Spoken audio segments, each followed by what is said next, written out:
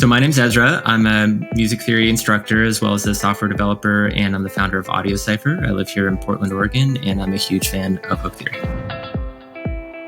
Music is something I've been passionate about my whole life. I used to play in symphony orchestra, then I got into playing in, punk bands, and in Chicago growing up, instrumental bands and stuff like that. Then in my early 20s, I went to community college and got sort of an introduction to conventional music theory.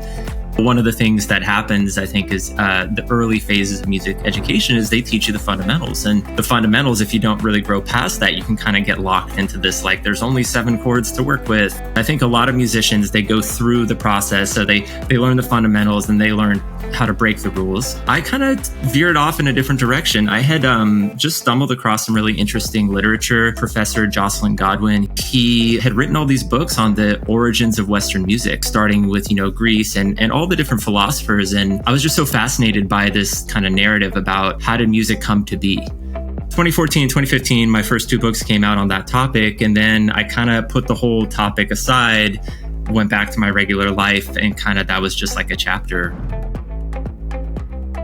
Over time, I found this Ableton certified school called Champion Sound Studio here in Portland. I met with the founder and I said, hey, I've been teaching music theory on the side for a while now. Would you be interested in bringing me on? He said, well, we're, mostly working with entry-level musicians, and in a lot of cases, maybe they've never even played music before. So music theory might be a bit over their head. I said, look, give me one shot. Let me do one class. I have the perfect tools to make this digestible for people. And he was like, pretty skeptical. He was like, okay, we'll do one class.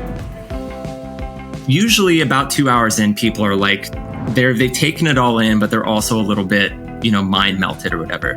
So the way that I would bring it all together was to show them hook theory. So at the end of that whole class, I'd say, okay, we're going to play now for the next 30, 45 minutes. We're going to go to this website and go look up a song that you like. And I want you to look at the chord structure and look at the melody and see if you can play the melody back. So they had their MIDI keyboard in front of them and they had hook theory in front of them.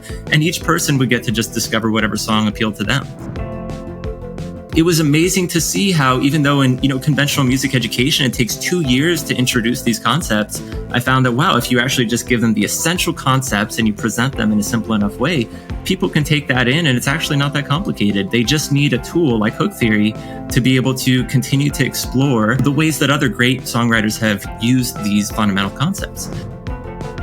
When I found hook theory, I think what appealed to me about it so much was that there was this huge space where every song that I could think of, every major pop song had been kind of mapped out, and by a community. As far as I could tell, it seemed like there was this whole group of people who were just donating their time to contribute. And I love that sense of like a collective. And all of a sudden here you had, pitch accurate MIDI. I kind of been thinking very rigidly about there's major and minor, and then this one diminished triad, and there's this like fixed key signature concept. And you can't really do too much outside of that, and all the pop songs adhere to that. And what I found when I was in hook theory is it's like, oh, you could really see the ways in which people would tactically like break one rule in just the right way to make your ear kind of hear something different.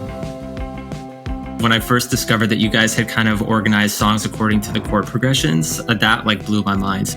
If you focus on one thing, you kind of limit your scope. Like, let's say the color blue, you're like, I'm going to go outside and I'm only going to pay attention to things that have the color blue.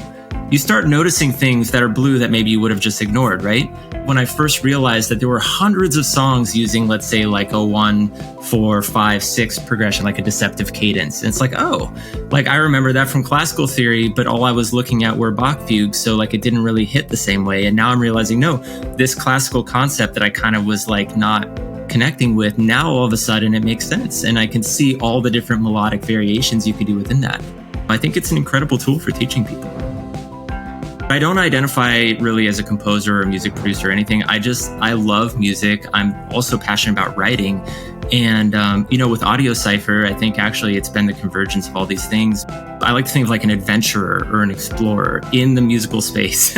I don't know. So it's like if I had any identity, it's just around, I love mystery and I love music and I love writing. So I try to let those 3 things converge.